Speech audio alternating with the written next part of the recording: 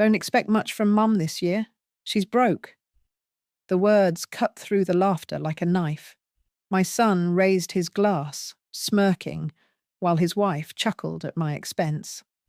Even the grandchildren looked at me with wide, confused eyes, like I had just been unmasked as a failure at my own Christmas table.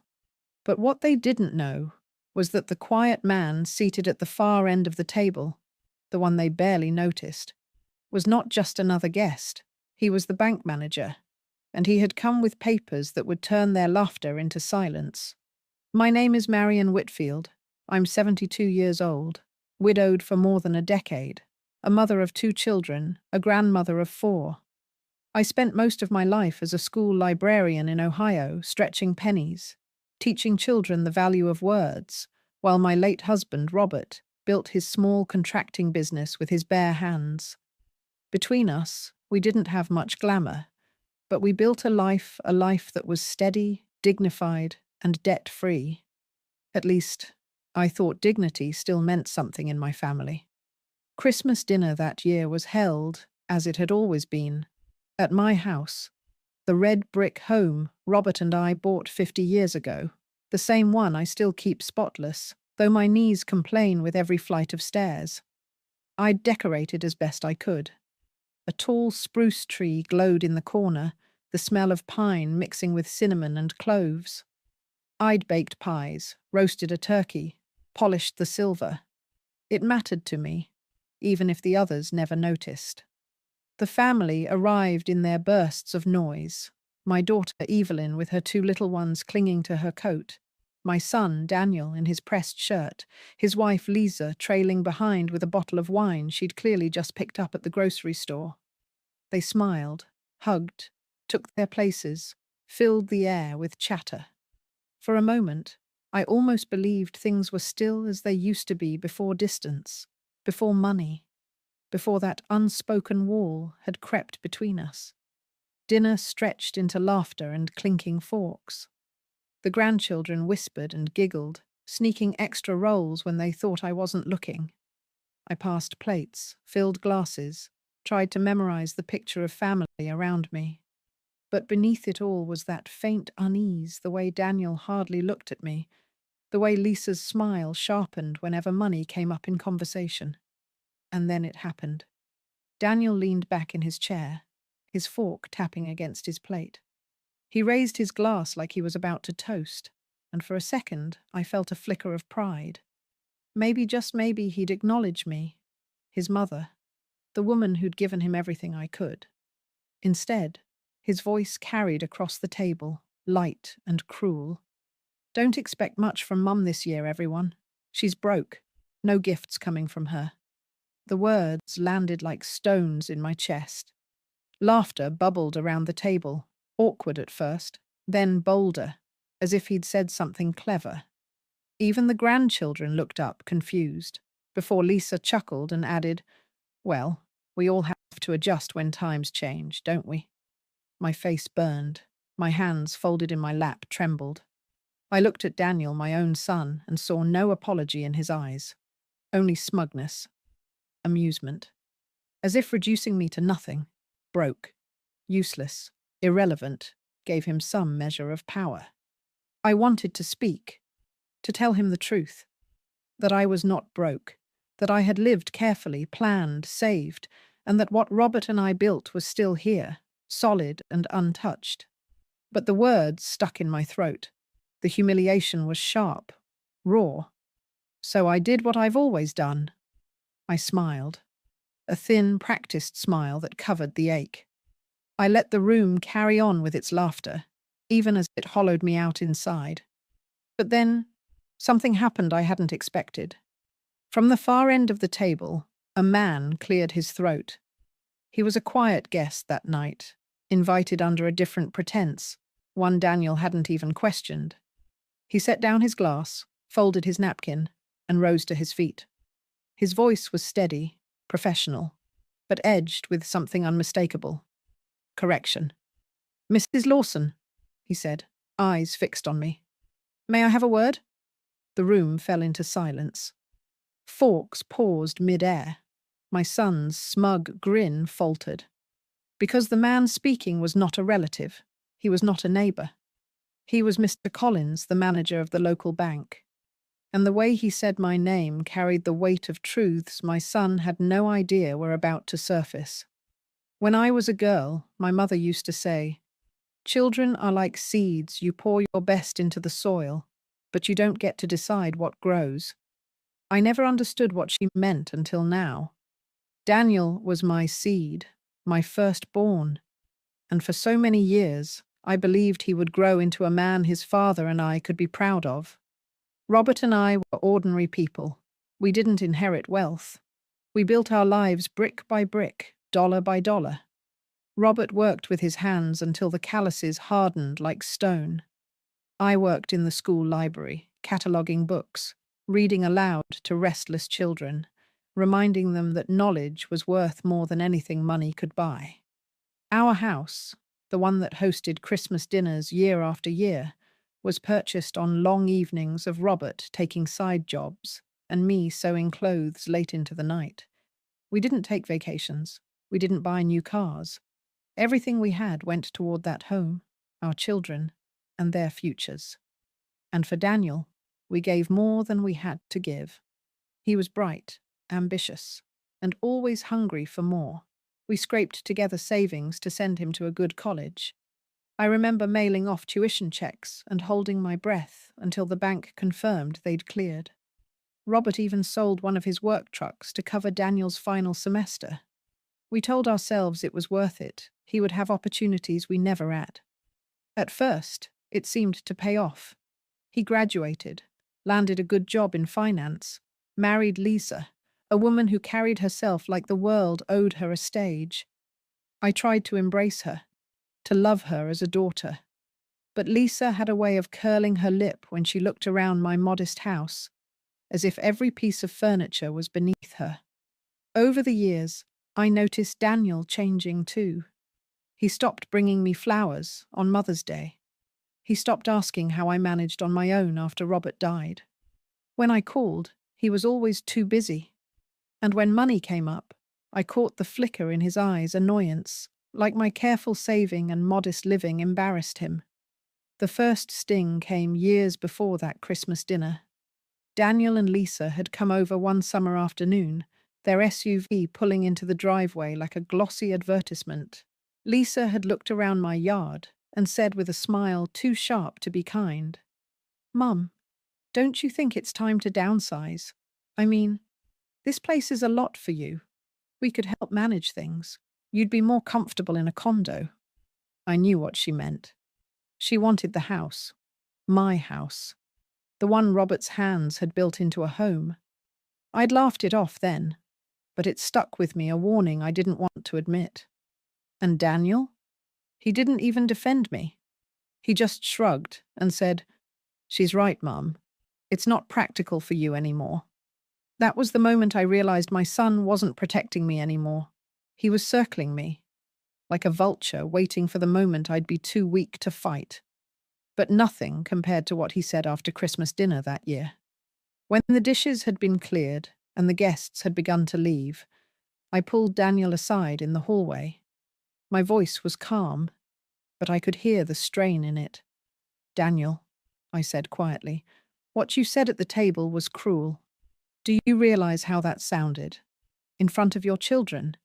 In front of everyone?" He looked down at me with that same dismissive smirk I'd seen all night. "Mum, it was just a joke. Everyone laughed.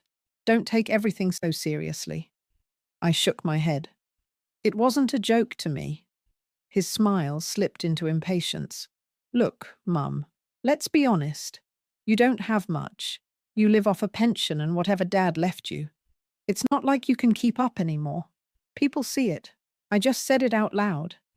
The words cut deeper than he knew.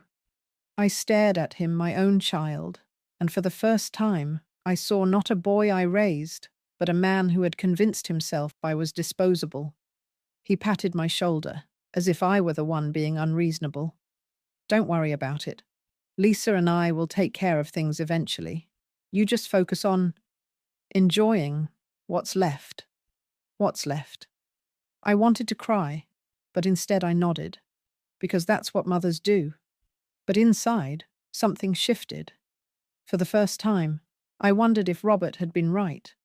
Before he passed, he'd made me promise to protect our legacy not from strangers, but from the very people we thought we were building it for. That night, lying awake in my quiet house, Daniel's words replayed over and over. Broke. Disposable. What's left? I thought of the bank manager sitting at my table, his eyes flickering with knowledge Daniel didn't have. I thought of the files tucked away in my desk papers Robert and I had once pored over with quiet determination. And I realized Daniel thought he knew my worth, but he didn't know half of it. The clatter of silverware had barely faded when Mr. Collins rose from his chair. At first, no one seemed to understand why he was there. He wasn't family, though he'd been introduced politely at the start of the evening.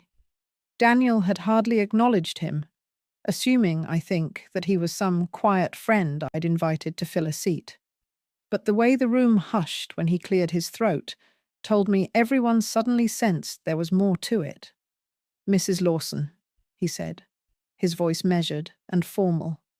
I believe now might be the right time. My heart gave a painful jolt. I hadn't planned for the timing to unfold like this, not at the height of Christmas dinner.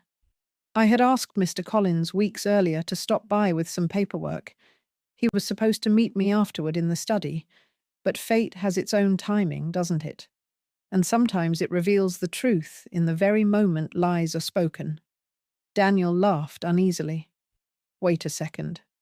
You're here on business? At my mother's dinner table? Mr. Collins adjusted his glasses, calm as ever. Not business, Mr. Lawson. Clarification. His eyes swept the table, lingering on the faces now watching him as if he'd brought a playbill and opened the curtain. I couldn't help but overhear your comment that your mother is broke. He let the word hang there, heavy and ugly, before turning his gaze back to Daniel. That is, in fact, not the case. The silence was suffocating. Lisa shifted in her seat, her smile tightening like a wire. Evelyn looked down at her hands, uncomfortable but curious. The grandchildren blinked, sensing something important though they didn't understand. And Daniel, his smirk cracked, replaced by a flash of something raw. Panic. Excuse me, he said sharply. What do you mean? Mr. Collins folded his hands in front of him. What I mean, sir, is that your mother is a valued client at the bank. She has accounts in good standing, investments intact, and considerable assets under her name. She is not broke. My cheeks flushed with heat.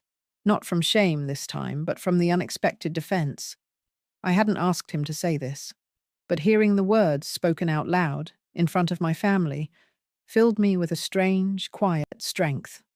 Daniel barked a laugh, too loud, too forced. All right, come on. What kind of stunt is this? Mom asked you to say this, didn't she? Some sort of performance to, what?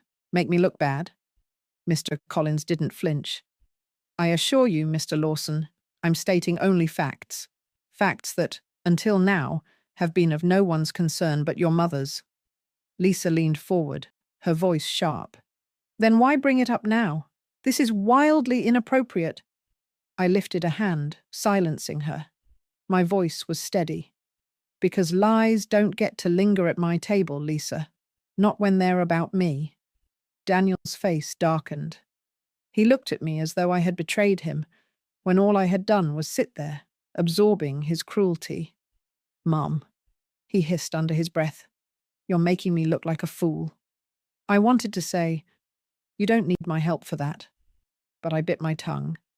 Instead, I simply met his eyes and let him see the hurt his words had carved into me. Around the table, the air shifted. No one laughed now. Evelyn cleared her throat softly, her eyes darting between me and her brother. One of the grandchildren whispered, Grandma's not broke, as though the idea was too strange to believe. Mr. Collins gently placed a folder on the table, the kind that snapped with authority when opened. These, he said quietly, are documents your mother asked me to bring. Proof of ownership, proof of stability, proof that she is far from helpless. The folder sat there, unopened, a weight heavier than the roast turkey had been. Daniel stared at it like it might explode. Lisa pressed a hand to his arm, murmuring something low and urgent. But Daniel shook her off, his pride pricked, his anger rising. "You didn't need to do this, Mum," he said through clenched teeth. "You didn't need to parade your finances in front of everyone. It's embarrassing." I tilted my head, studying him. Embarrassing or inconvenient? His jaw clenched, and for the first time, he looked less like the son I raised, and more like a stranger, a man whose greed had been fed too long, who couldn't bear to see his picture of me corrected. Dinner ended in a haze of stiff smiles and unfinished pie. Guests trickled out, murmuring goodbyes, though their eyes flickered with curiosity. Evelyn lingered, hugging me tightly before leaving, her silence carrying more weight than words. When the door finally closed and the house fell quiet again, Daniel stayed behind. His eyes blazed. "What are you playing at, Mum? Inviting your banker to dinner? Showing off? Do you know how humiliating that was for me?" Humiliating. Not cruel. Not wrong. Not hurtful to his mother. Only humiliating to him. That night, when he stormed out with Lisa hissing behind him, I sat alone in my armchair and realized something.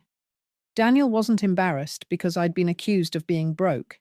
He was embarrassed because, in that moment, his grip on my story, on my finances, on his assumption of my weakness, had cracked. And cracks, I knew, have a way of splitting open. The morning after Christmas dinner, the house felt colder than usual, not just from the December frost on the windows, but from the echo of Daniel's words still hanging in the walls. Broke, disposable, words meant to reduce me, to strip me of dignity. But I wasn't reduced, not anymore. For years, Robert had insisted we prepare for storms we couldn't predict. He was a man who believed in locks on every door, fire extinguishers in every room, and careful records in every drawer. When he was diagnosed with cancer, his concern was not for himself, but for me. "Marion," he had whispered one evening, his hand fragile but firm in mine. "Don't ever let anyone corner you, especially not family. Promise me you'll keep the deeds in your name. Promise me you'll keep the accounts where only you can touch them. Don't hand them the power to hurt you." I promised, and I kept that promise. Which is why, when Daniel sneered about me being broke, I didn't crumble, because I knew the truth. Robert's careful planning and my own meant the home we built, the savings we scraped together, the investments that quietly grew over decades. They were all still under my name. Safe. Waiting. The week before Christmas, I had already met with Mr. Collins at the bank. We'd spent hours reviewing documents, checking balances, updating beneficiary designations. He was patient, kind, and thorough, explaining each form before I signed. I told him plainly that I no longer trusted my son to act in my best interest. "Then we'll make sure he can't," Mr. Collins had said, sliding the papers across the desk. Together, we'd updated my will. We placed safeguards on my accounts, so no one, not even Daniel, could access them without me present. And most importantly, we reviewed the deed to the house, still mine, entirely mine. A fact I let settle into my bones like warmth on a winter morning. That was my quiet power. Daniel thought of me as a frail old woman clinging to memories, but I had something stronger than youth or charm. I had preparation. I had proof. And if it came to it, I had the ability to shift everything away from him with a single signature. I remembered the look on his face when Mr. Collins had spoken at the dinner table, that flicker of panic, the twitch of pride wounded in front of others. He thought he held the reins of my story, but he was beginning to see they were slipping from his hands. And that thought, painful as it was, gave me clarity. The days after Christmas passed in a blur of phone calls and whispered arguments. Daniel rang twice, his voice sharp, demanding explanations. Why would you invite a banker into our family dinner, Mum? Do you realize how ridiculous that looked? People are talking. I listened quietly, letting him vent. Then, when he ran out of steam, I asked, why did you feel the need to tell everyone I was broke, Daniel? Do you realize how cruel that sounded? His silence was brief, but telling. Then he said flatly, because you are broke, or you will be soon. You can't keep living like this forever. And when the time comes, Lisa and I will have to step in. Better to get everyone used to the idea now. Step in. That was his plan, not to support me, not to care for me as I aged, but to step in like a man circling property he expected to inherit. I ended the call without another word. My hands shook afterward, not from fear, but from fury. Robert's voice echoed in my head again. Don't hand them the power to hurt you. So I didn't. I gathered my papers, filed them neatly into a locked cabinet, and placed the key on a chain around my neck. Every time I felt the weight of it, I remembered that I wasn't defenseless. And then, quietly, I began a new plan. I arranged another meeting with my lawyer, Mrs. Graham, a sharp woman with grey hair like mine, and a gaze that missed nothing. I explained what had happened at Christmas, how my son had humiliated me, how I feared he would try to push harder. She listened, her fingers tapping lightly on her legal pad. You've done the right thing, Mrs. Lawson. We'll draft protections he can't override. If he tries to coerce you, or if there's evidence of undue pressure, the law will not be on his side. The law, my quiet ally. For the first time in months, I slept soundly that night. Not because Daniel's cruelty hurt less, but because I knew I wasn't at his mercy. Daniel thought he'd declared the truth at Christmas dinner, but the real truth was this. The power he assumed was already slipping away, and soon he would learn just how much he underestimated me. The week after New Year's, Daniel showed up at my doorstep without calling. Lisa was with him, her perfume announcing her presence before she even crossed the threshold. They stepped inside as though they owned the place, shedding coats, brushing snow from their shoes, barely offering a greeting. I had just set the kettle on for tea. The house was quiet. The kind of quiet I cherished, the hum of the furnace, the tick of the clock on the wall. But their arrival brought with it a storm. Daniel wasted no time. Mum, we need to talk. I gestured toward the living room. Then sit, the kettle's on. But neither of them sat. Lisa crossed her arms, her manicured nails tapping against her sleeve. Daniel paced the rug like a man rehearsing his lines. He stopped in front of me. We can't have another scene like Christmas. That was humiliating. I raised an eyebrow. Humiliating for you? Or for me? His jaw tightened. You know what I mean. Having your banker stand up in front of everyone, waving around papers that was unnecessary. I met his eyes calmly. I didn't wave anything around. Mr. Collins corrected a lie, one you told. Lisa cut in, her voice sharp as broken glass. You're blowing this out of proportion, Marion. Daniel was just trying to lighten the mood, but instead, you've made it a spectacle. People are talking. Do you want the whole family thinking you're paranoid? Paranoid. The word stung, not because it was true, but because I knew it was deliberate. Gaslighting, the younger generation calls it. I call it cruelty in disguise. I folded my hands in my lap. I don't care what the family thinks, Lisa. I care about the truth. And the truth is, I'm not broke. And I won't sit quietly while my son tells the world I am. Daniel's face reddened. Mum, you can't keep holding on like this. The house, the accounts, it's too much. You're not young anymore. What happens when you can't manage? What happens when you forget things? You'll need us to take over. That's just reality. There it was. The real reason for their sudden concern. Not love, not care. Control. I stood, slowly, letting the weight of my age be seen, but not mistaken for weakness. I'm 72, Daniel, not senile. I manage just fine. And as for the house and accounts, they're mine to manage until the day I decide otherwise. Lisa's lips curled. Or until you're forced to. The room chilled. I looked at her, really looked at her, and saw no warmth in her eyes. Only calculation. It was the same look I'd seen years ago when she'd suggested I downsize. Daniel sighed, running a hand through his hair. Mum, why are you being so difficult? We're trying to help you, but if you keep pushing us away, don't expect us to keep bailing you out.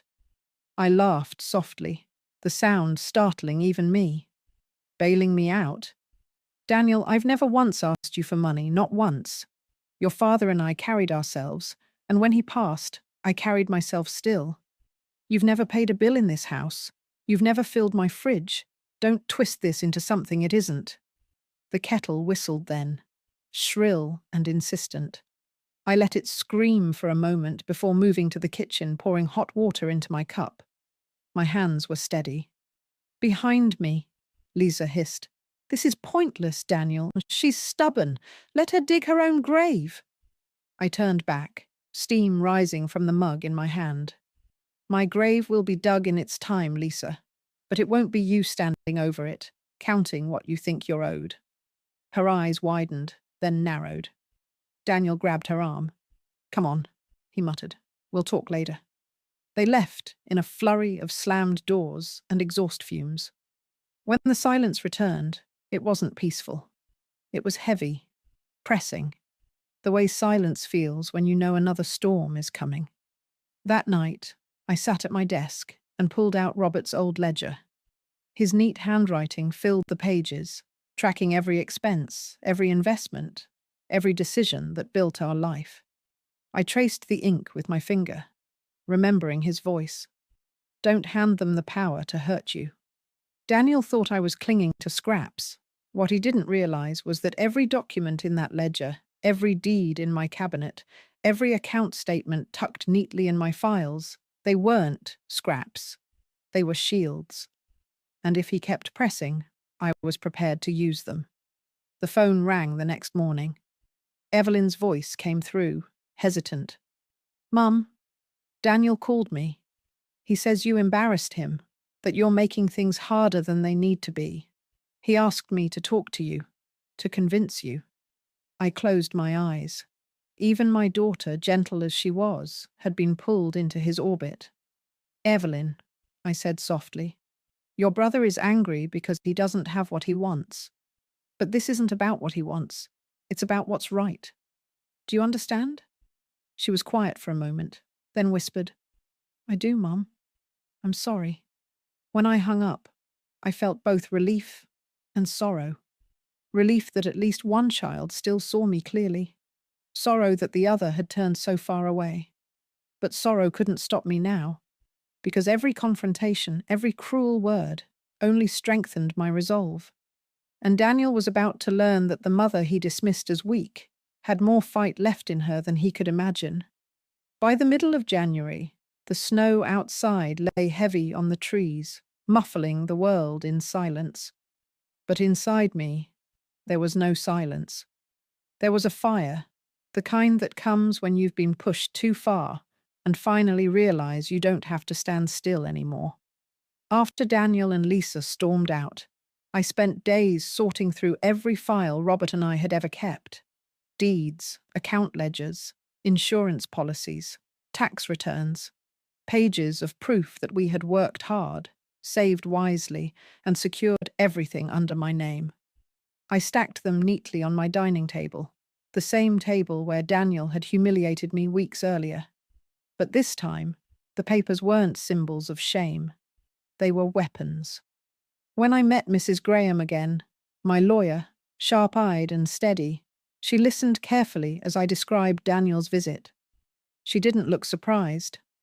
Families change when money is at stake, she said. But the good news is, you've prepared for this. Now we'll make it ironclad. I want my grandchildren taken care of, I told her. Not Daniel, not Lisa. The children deserve stability, education, chances. He's had enough of mine.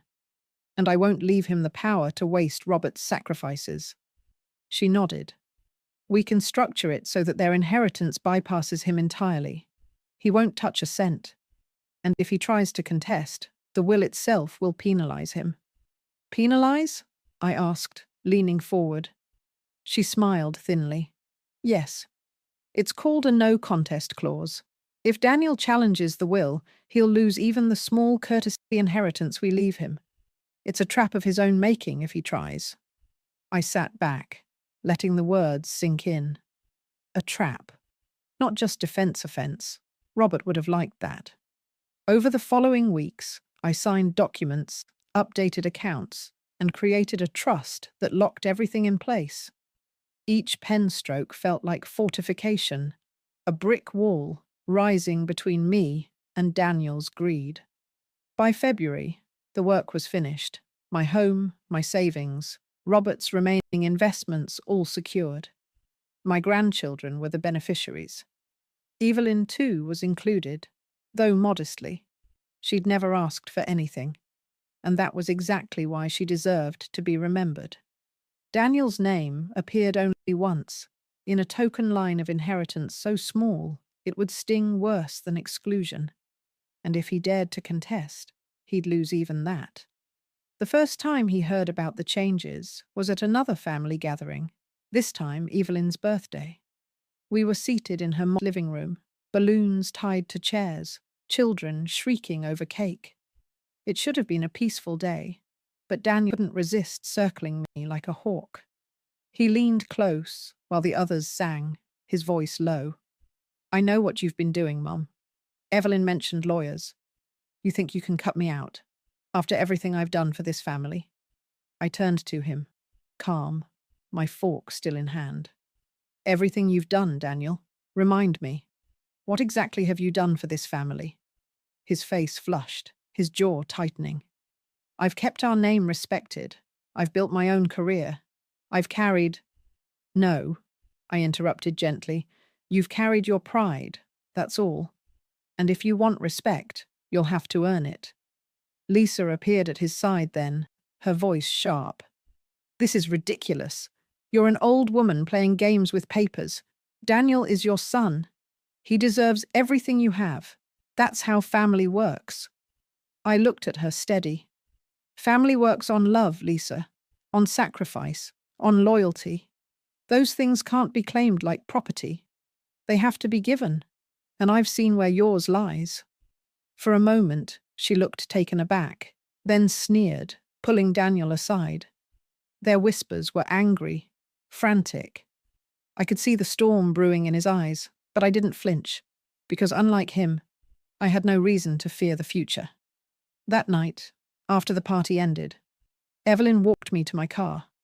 Her breath puffed in the cold as she asked, "Mum, is it true that you've made changes?" I hesitated, then nodded. "Yes, it had to be done." She squeezed my hand, tears glistening in her eyes. "Thank you for protecting them, for protecting us." In that moment, the ache of betrayal lightened just a little, because while one child had turned against me, another stood by my side.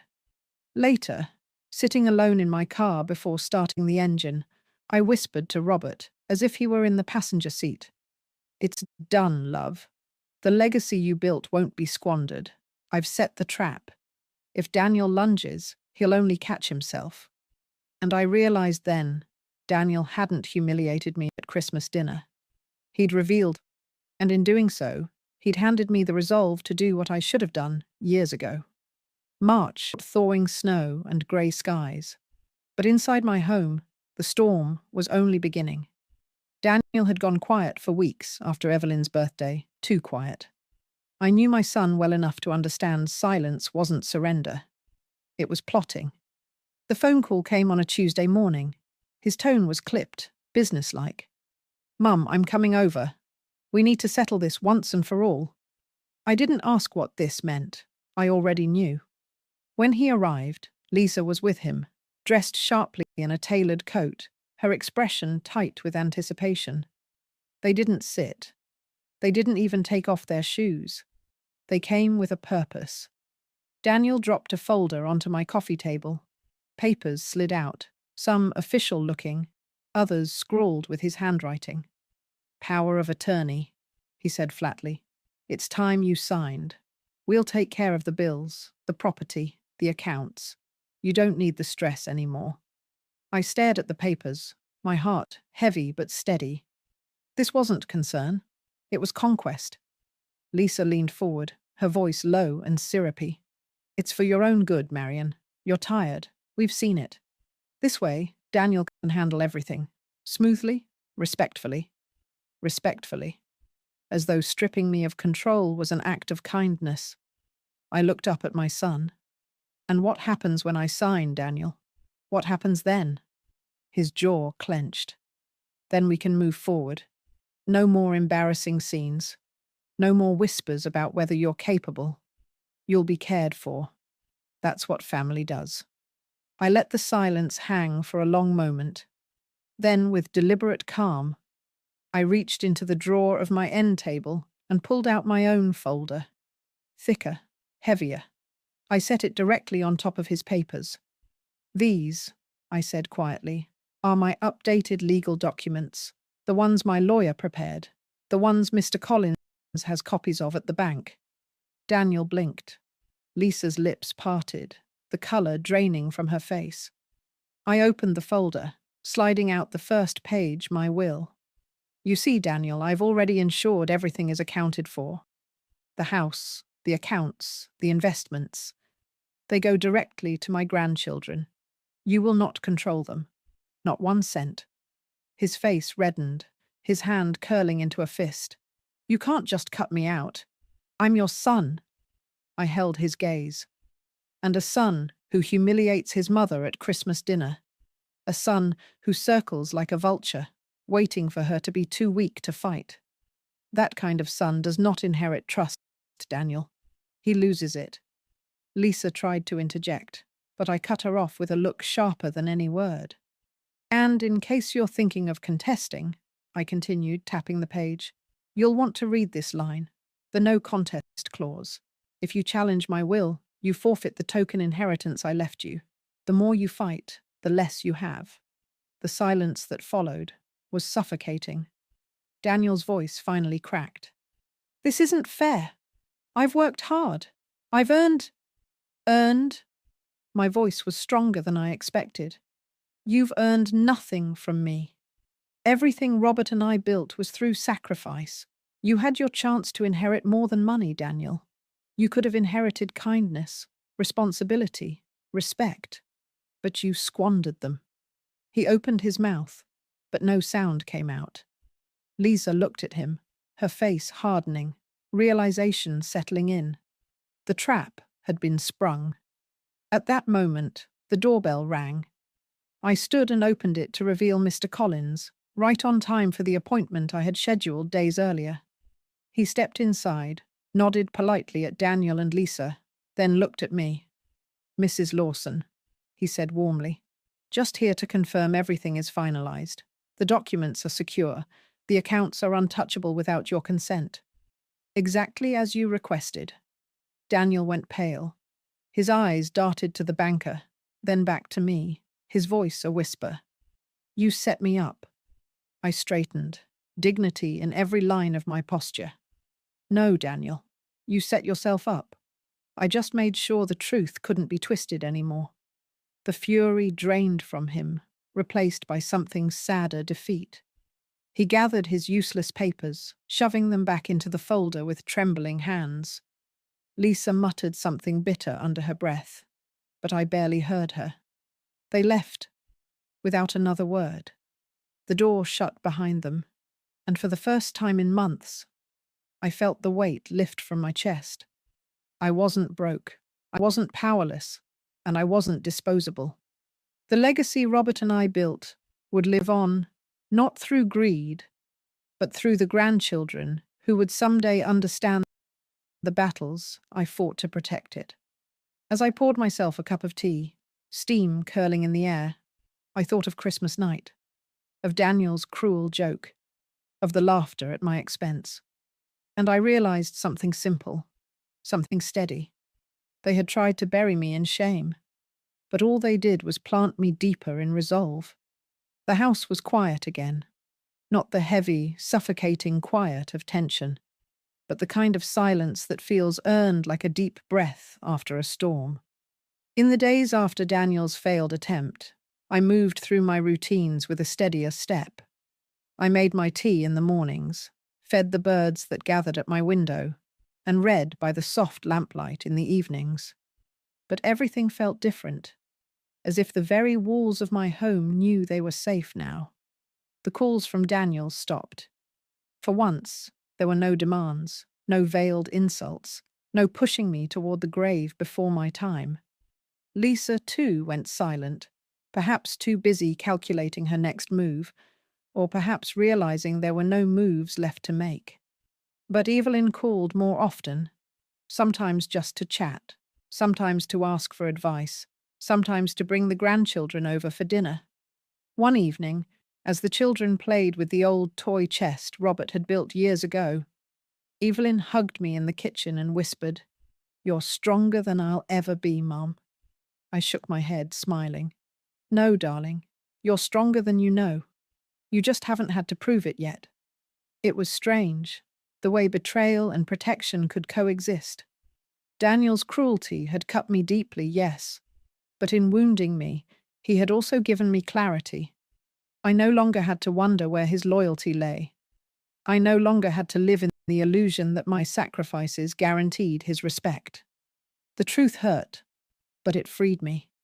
I began to write letters to each of my grandchildren, not about money, not about inheritance, but about life, about the lessons Robert and I had learned, the value of work, the dignity of honesty, the strength in kindness. I tucked each letter into the trust folder, alongside the documents that would someday provide for their education and future. Because wealth alone is not a legacy. It is the wisdom that shapes what they do with it. And I wanted them to remember me, not as a woman who was mocked at a Christmas table, but as a grandmother who stood her ground with quiet resolve. On a Sunday in early spring, I sat on the porch with Evelyn. The air was still crisp, but the first buds of green were pushing through the branches. She asked me, carefully, "Do you regret it, Mum? Cutting him out?" I took a long breath, watching the children chase each other across the yard. Daniel's children. My grandchildren. "I regret that it came to this," I admitted. "No mother dreams of protecting herself from her own son, but I don't regret the choice. Because I had to protect more than myself, I had to protect them. If Daniel had his way, everything would be squandered. The house, the savings, the stability. And then what would be left for these little ones? Just dust." Evelyn nodded, her eyes shining with unshed tears. That night, as I lay in bed, I thought of Robert. I thought of the Christmas dinners we used to host together, his booming laugh filling the room, his hands carving the turkey, his eyes twinkling as the children unwrapped gifts. I thought of the promise I'd made him to protect what we built, no matter the cost. And I realized I had kept that promise. The betrayal no longer haunted me. It had shaped me. It had forced me to step forward when I might otherwise have stayed still. I remembered Daniel's words at Christmas. "Mum's broke. Don't expect gifts." The laughter that followed, the sting of humiliation, the way I had smiled through it. And now, months later, I smiled again, not to cover pain, but to acknowledge victory. Because I wasn't broke. Not then, not now, not ever. I was rich in the things Daniel could never take: resolve, dignity, and the wisdom to know when to fight. And I had given my family the part of it that still deserved my love, the greatest gift of all: protection. So when my days finally come to an end, and they gather again at this old brick house, they won't remember me as weak or poor. They'll remember me as the woman who stood her ground. And that, I think, is the best inheritance I could leave behind.